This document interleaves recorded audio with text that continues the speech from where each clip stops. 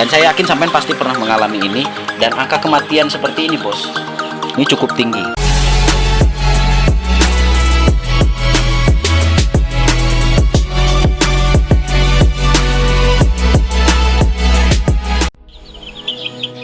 Assalamualaikum warahmatullahi wabarakatuh. Selamat pagi, salam sejahtera ya bos. Balik lagi di channel kita Bakal Peternak. Apa kabar bosku? Semoga selalu tetap semangat dan berbahagia. Oke, baiklah bosku, kali ini seperti biasa dengan saya di sini Sio Baper. Dan untuk kali ini kita akan membahas tentang DOC lagi nih. Karena kayaknya permasalahan DOC ini banyak sekali dialami oleh rekan peternak maupun sahabat bakal peternak di seluruh Indonesia, baik itu yang masih pemula bahkan juga terjadi di yang sudah cukup lama ternak ayam kampung. Karena pada prinsipnya di sini selain kita memberikan masukan buat peternak pemula, juga kita di sini selalu memberikan sebagai pengingat lah, maksud saya ya, sebagai pengingat buat yang mungkin peternakannya sudah jalan. Oke, baiklah bos, ini kondisi DOC kita alhamdulillah sampai hari ini 0 kematian dan tidak ada yang mati ya, alhamdulillah. Tetapi ini kebetulan tadi malam saya ada kedatangan teman sesama peternak lokal di sini ya, yang punya DOC bermasalah dan kebetulan dihibahkan ke saya, tapi dalam kondisi yang cukup mengenaskan. Oke, dan saya coba rawat semaksimal mungkin. Ternyata yang dari 7 ekor ya, dari 7 ekor itu yang bisa hidup sampai pagi ini itu hanya 3 dari 7 ekor, 4-nya sudah tewak ya. Dan saya sudah semaksimal mungkin untuk berusaha supaya mereka tetap hidup, tapi ya apalah daya. Dan di sini kita akan bersharing tentang apa sih yang menjadi penyebab, kemudian yang kedua bagaimana cara mencegahnya. Oke, simak terus ya bos. Kita langsung lihat ayamnya nih kondisinya. Oke bosku, ini kondisi terakhir dari ayamnya ya. Sampai bisa lihat sendiri, menyedihkan ya.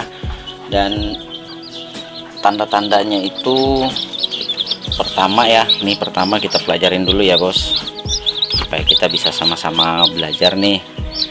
Tanda-tandanya itu kondisi kaki kering ya, nih kaki mengering, itu menandakan bahwa DOC ini mengalami yang namanya dehidrasi ya, dehidrasi. Dan biasanya DOC seperti ini nih, bila terjadi seperti ini pada DOC kita, dia nafsu makannya sudah menurun drastis, itu tandanya ya. Kemudian yang kedua, sayap turun.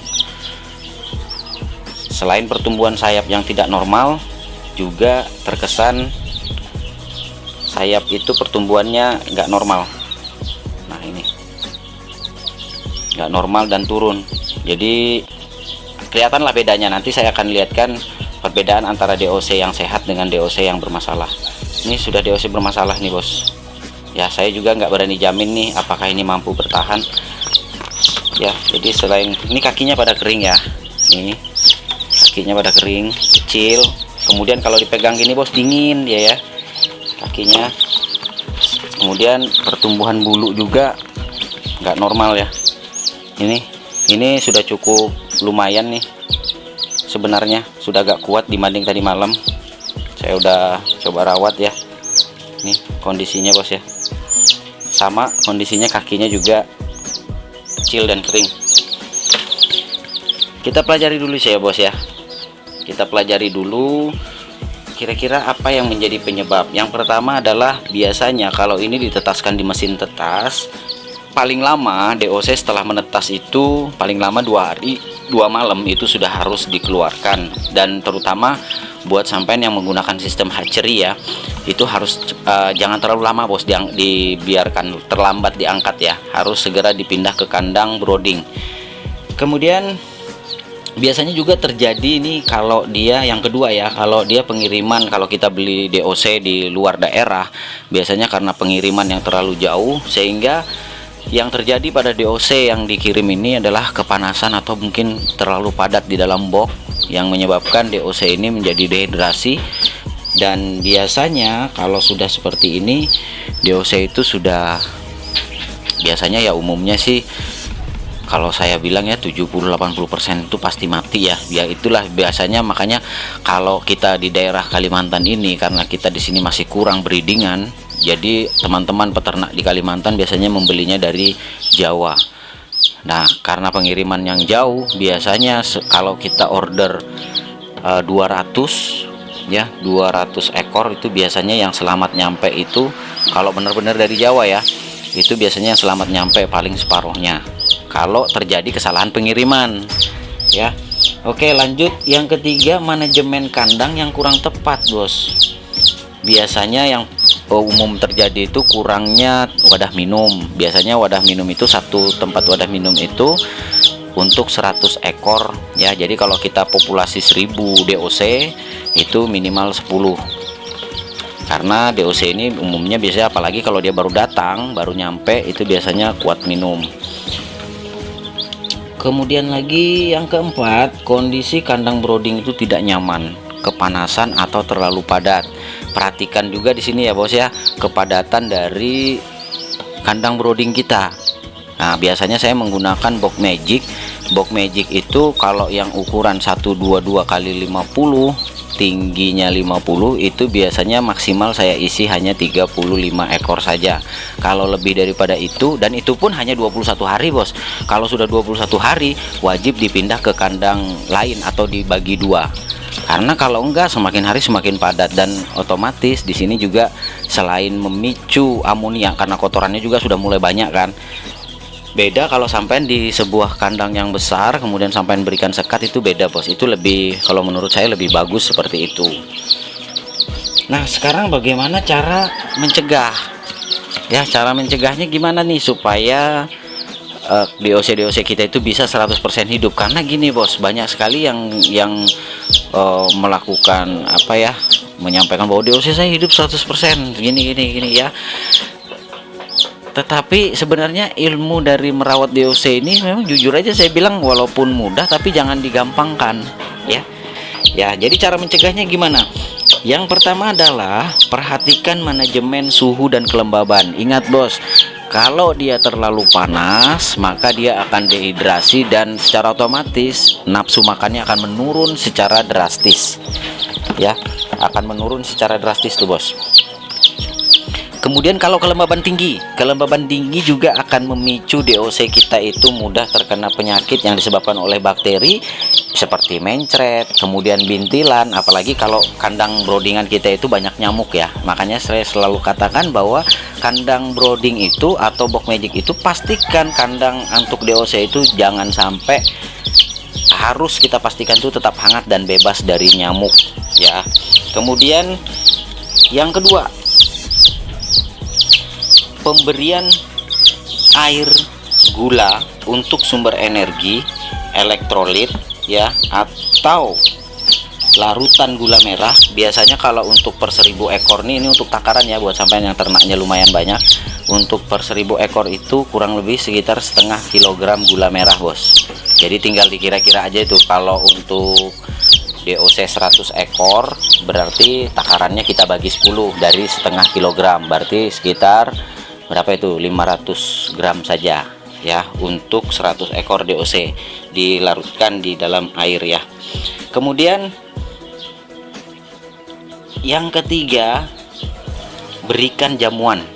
Saya sudah berikan video 2 tahun yang lalu, saya sudah buatkan suplemen untuk DOC, yaitu dari ampas jamu. Tapi sampean boleh buatkan jamu pakemnya ya, jamu pakemnya dari empon-empon itu juga boleh, dengan bahan dasar jahe, kunyit, bawang putih dan gula merah. Tetap sertakan gula merah untuk menambah energi, sampai berikan. Kemudian berikan asupan vitamin yang mengandung C, E dan B kompleks ya.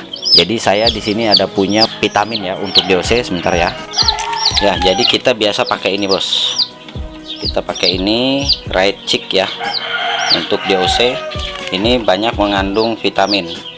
Di antaranya di sini vitamin yang kita butuhkan C, E dan B kompleks, yaitu B1, 2, B6 dan B12. Ini sangat penting. Kemudian ada tambahan madu 1000 mg. Ini lumayan lengkap bos.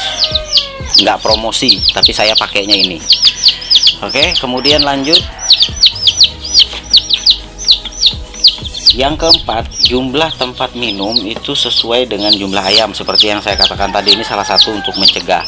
Selain kita memperhatikan jumlah kepadatan, juga wadah minum. Seperti saya katakan di awal, per 1000 itu minimal 10. Berarti kalau kita bagi 10 per 100 ekor DOC itu minimal 1 yang ukuran seperti di sana.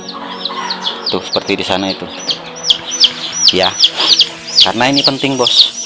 Penting sekali. Jadi kita akan lihat, Bos, ya, perbedaan DOC bermasalah dengan DOC yang sehat. Nih secara kebetulan, Bos, sebentar mau kita kuburkan ya. Sebentar kita mau kuburkan. Ini dia DOC yang tidak bisa tertolong, dan sampai perhatikan kakinya rata-rata kering, menandakan bahwa DOC ini dehidrasi. Dan ini sebenarnya masuk dalam kategori penyakit DOC, yaitu kaki kering yang disebabkan oleh dehidrasi. Bos. Ya, dan saya yakin sampean pasti pernah mengalami ini, dan angka kematian seperti ini, Bos, ini cukup tinggi. Dan biasanya DOC yang sudah bermasalah seperti ini, saya pastikan peluang hidupnya itu hanya 10-20% saja. Ya, dan angka kematiannya pasti tinggi, Bos. Tinggi sekali angka kematian seperti ini. Dari populasi 100 itu syukur kalau bisa separuhnya hidup. Ya, dan yang hidup itu biasanya yang memiliki daya tahan cukup bagus ya. Dan kebanyakan itu separuhnya akan mati. Oke, kita tangkap dulu nih perbandingan antara DOC yang sehat. Ini adalah DOC bakal peternak, dan ini adalah DOC yang semalam diantar. Sampai bisa lihat sendiri bedanya ya. Dari sisi bulu, kemudian ini bulunya sedikit nguncup dan turun. Kalau ini bulunya seger, dan tadi saya tangkapnya aja agak susah ya, agak susah. Dan itu sampai bisa lihat sendiri temboloknya itu berisi makanan, dan biasanya DOC seperti ini makan terus. Sementara yang ini sampai bisa lihat sendiri ya, ini biasanya temboloknya juga tuh ya, kecil ya, dia tandanya dia sama sekali nggak mau makan. Dan yang ini sama, ini sama juga, Bos, DOC bermasalah, dan sampai bisa lihat sendiri itu bulunya. Nah, ini tuh seperti itu. Jadi semoga dengan adanya video ini sampean bisa lebih teliti dan lebih telaten lagi memperhatikan kebutuhan dan apa sih yang diperlukan oleh DOC sampean ini agar bisa benar-benar real 100% hidup. Ya, jangan hidup tapi bermasalah. Karena gini, Bos, ada yang 100% hidup dan sehat, kemudian ada yang kedua hidup semua tapi bermasalah, kemudian yang ketiga bermasalah ya. Jadi semoga sampai hari ini dan seterusnya DOC sampean itu tetap selalu sehat dan bahkan bisa terus hidup sampai panen ya. Jadi mungkin itu saja dulu, Bos, ya, video kita kali ini. Saya juga lagi mau ini nguburin yang ini